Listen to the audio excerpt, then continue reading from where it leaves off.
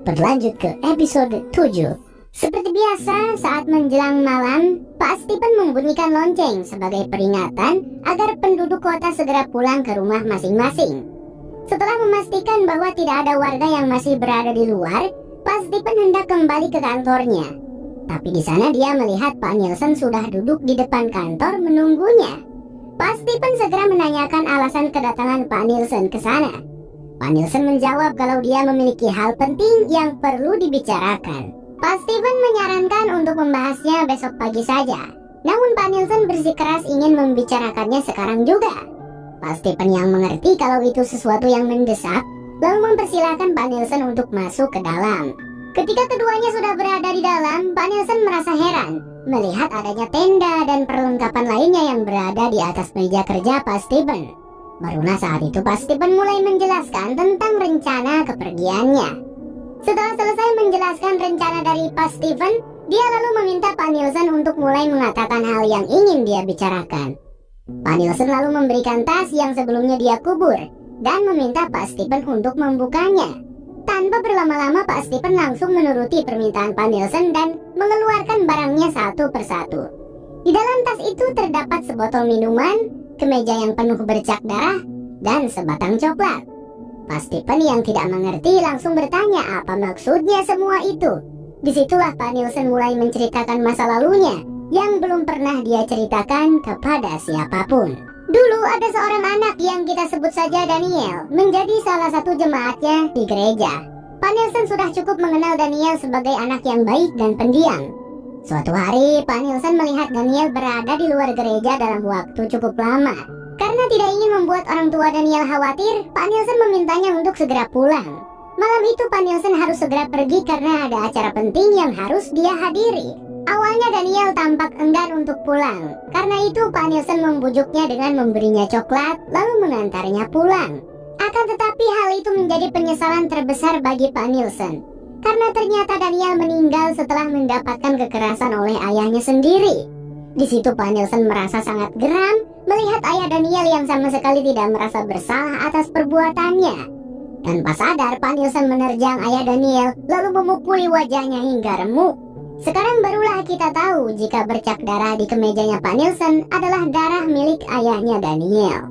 Dengan perasaan campur aduknya saat itu, Pak Nielsen katanya mendengar suara Tuhan yang menyuruhnya masuk ke dalam mobil. Pak Nielsen lalu mengendarai mobilnya. Hingga 2 jam kemudian tibalah Pak Nielsen di kota ini. "Kenapa kau baru menceritakannya sekarang?" tanya Pak Stephen. "Karena aku mengikat Sarah di ruang bawah tanah gereja," jawab Pak Nielsen. Mendengar itu Pak Stephen tentu saja merasa marah dan langsung menodongkan pistolnya kepada Pak Nielsen. Ironisnya Pak Nielsen lah yang mendesak Pak Stephen untuk memasukkan prank ke dalam kotak tempo lalu. Tapi sekarang Pak Nielsen sendiri melanggar aturan yang telah mereka sepakati.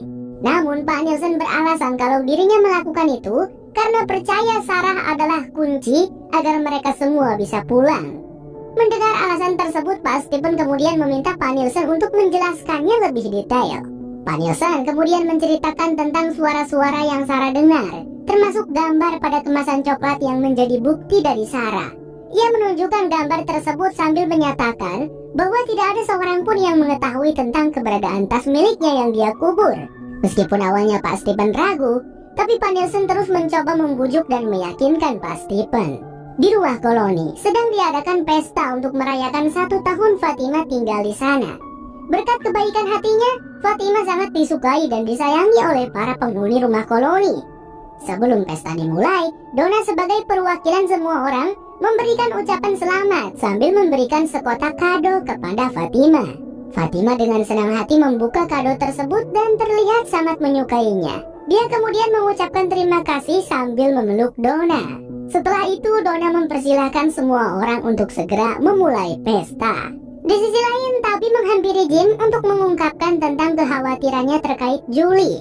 Tabi merasa khawatir dan cemas tentang keselamatan Julie yang tinggal di rumah koloni.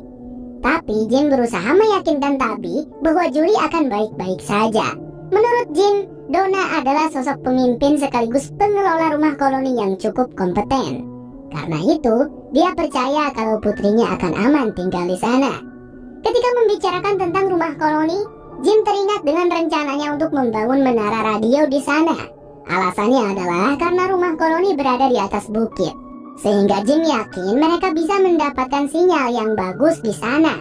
Tapi masih ada beberapa kendala yang perlu diatasi, seperti mencari bahan bangunan dan mendapatkan persetujuan dari Pa Stephen dan Donna. Tapi yang memperhatikan ekspresi pesimis Jim dengan cepat memberinya semangat dan motivasi kepadanya. Tapi percaya bahwa suaminya pasti akan berhasil dalam rencananya. Sementara itu, Kenny terlihat masuk ke dalam kamar Jade untuk mengajaknya makan malam. Tapi Jade terlihat tidak bersemangat dan mengatakan kalau dia tidak lapar. Sesaat kemudian Bu Liu datang dan langsung mengomelinya. Jade yang tidak tahan mendengar omelan dari Ibu Liu, apalagi bahasanya bahasa Akhirnya Jade pun setuju untuk ikut makan malam. Setelah makan malam selesai, Jade kembali memperhatikan buku catatan yang ditemukan oleh Ibu Liu di tempat penyimpanan. Kenny yang memperhatikan Jade terus melakukan itu sepanjang hari merasa sedikit risih dan mengomentarinya. Namun Jade tidak menghiraukan perkataan Kenny, sebab dia baru sadar jika ada dua halaman yang tampaknya saling menempel. Jade kemudian membukanya dengan hati-hati hingga dia menemukan selembar foto yang terselip di antara halaman tersebut. Ibu Liu ikut melihat foto itu dan dengan cepat menyadari kalau anak kecil yang tidak sengaja terfoto itu adalah Victor. Hal ini terbukti dengan kotak pensil warna yang dibawa oleh anak tersebut yang sama persis dengan yang dimiliki oleh Victor.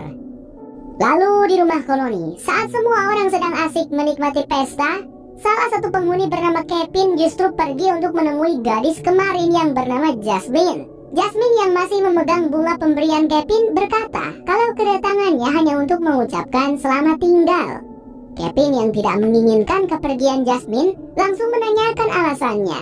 Saat itulah Jasmine mulai melancarkan tipu muslihatnya kepada Kevin agar membiarkannya masuk ke dalam rumah koloni.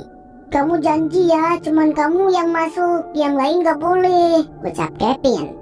Jasmine mengangguk dan mengatakan kalau Kevin bisa segera menutupnya kembali setelah dia masuk. Kevin sempat merasa ragu, tapi karena tidak ingin Jasmine pergi dan dia sudah terlalu bucin, ia pun melepas paku yang dipasang pada jendela dan mulai membukanya. Beberapa saat setelah Jasmine masuk, sudah kita duga jika Jasmine hanyalah menipu Kevin dan langsung membunuhnya dengan keji. Setelah membunuh Kevin, Jasmine pun membuka kembali jendela sehingga para monster yang sudah menunggu di luar bisa ikut masuk. Di sisi lain, Julie yang pada malam itu sedikit bertengkar dengan Fatima datang ke kamar Victor dan memaksa untuk masuk. Victor terlihat tidak senang dengan kedatangannya. Namun setelah melihat wajah sedih dari Julie, akhirnya Victor mengizinkannya masuk. Setelah masuk, Julie membuka pembicaraan dengan menanyakan alasan Victor yang menggali kuburan tempo lalu. Tapi Victor menolak untuk membicarakannya. Di sisi lain, Trudy yang sedang mencari Fatima tidak sengaja melihat Jasmine yang tertawa sendirian di kamar. Trudy yang mengira kalau Jasmine adalah salah satu penghuni rumah koloni segera mendekat dan bertanya mengapa wanita itu tertawa. Sialnya itu ternyata hanyalah perangkap yang dibuat oleh Jasmine. Karena sesaat setelah Trudy masuk ke dalam, komplotan Jasmine segera menutup pintu dan membunuh Trudy bersama-sama. Hi, Trudy. We know all your names. Setelah berhasil membunuh Kevin dan Trudy, para monster turun ke bawah dan menimbulkan teror pada seluruh penghuni rumah koloni. Malam yang sebelumnya penuh kesenangan karena pesta berubah menjadi malam yang mengerikan. Semua orang terlihat berlarian mencoba menyelamatkan diri. Fatima yang khawatir pada pacarnya, Alice, hendak pergi mencarinya ke lantai atas. Tapi sayangnya para monster sudah berada di sana. Fatima lalu berlari keluar dan bertemu dengan Donna yang sedang mengevakuasi para penghuni rumah untuk masuk ke dalam mobil van dan pergi ke kota. Donna menanyakan tentang Alice dan Julie kepada Fatima, tapi Fatima sendiri tidak tahu keberadaan mereka.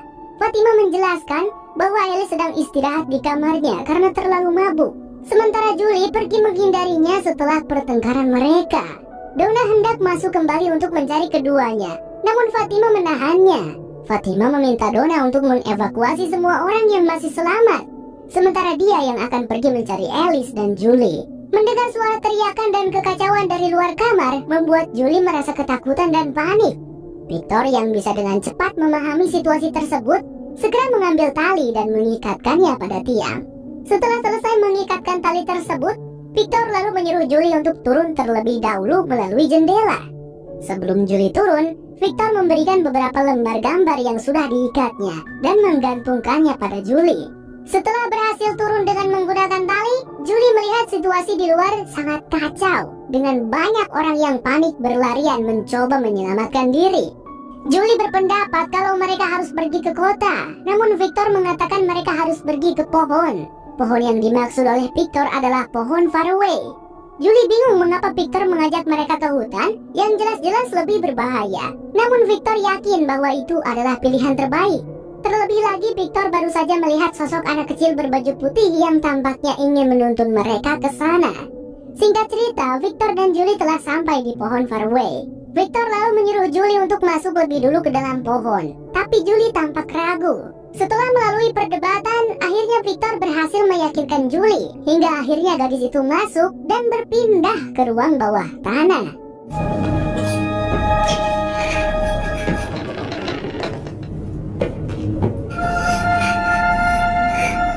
Sementara itu, Alice yang mendengar suara keributan lalu keluar dari kamarnya. Meski kondisinya tampak masih lemas, Alice merasa harus mencari tahu apa yang terjadi. Alice berjalan dengan hati-hati menuju kamar Fatima. Dia berniat mencari kekasihnya di sana. Tapi yang ia temukan justru tubuh Trudy yang sudah tidak bernyawa. Tiba-tiba salah satu monster muncul dari belakang. Alice yang panik segera memecahkan kaca jendela dan turun ke bawah dengan cara melompat dari atas atap. Untungnya Fatima datang dan segera membantu Alice yang tampak kesakitan. Namun karena kedua kaki Alice terluka, tidak mungkin bagi mereka bisa pergi jauh. Fatima yang melihat kondisi Alice seperti itu, lalu mengajaknya untuk masuk kembali ke dalam rumah dan segera menutup pintunya.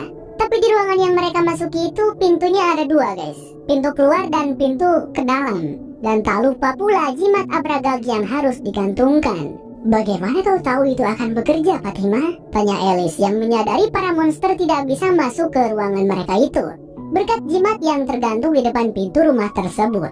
Fatima lalu menjelaskan kalau dia mengetahui hal tersebut dari kejadian Pak Stephen yang berhasil selamat setelah bermalam di mobil RP keluarga Jim.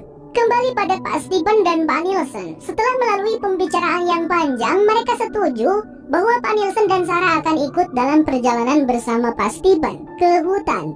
Terlihat jika Pak Nielsen berhasil meyakinkan Pak Stephen, sebab keduanya tampak sudah akur kembali. Tiba-tiba terdengar suara klakson mobil dari luar.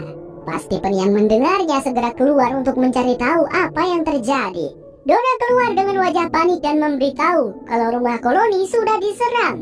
Mendengar itu, Pak Stephen langsung menanyakan di mana putranya, Alice. Tapi Donna menjawab dia tidak tahu.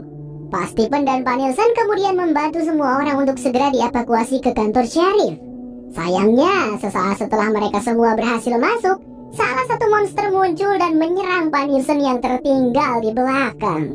Menyadari situasi tersebut, Pak Stephen segera menyelamatkan Pak Nielsen yang terluka dan membawanya masuk. Pak Stephen dan Donna berusaha menghentikan pendarahan yang dialami oleh Pak Nielsen. Tapi karena luka di lehernya cukup serius, mustahil bagi Pak Nielsen untuk bertahan. Di ambang kematiannya, Pak Nielsen meminta Pak Stephen untuk berdoa bersamanya. Sayangnya sebelum mereka bisa menyelesaikan doa tersebut, Pak Nielsen sudah keburu menghembuskan napas terakhirnya. From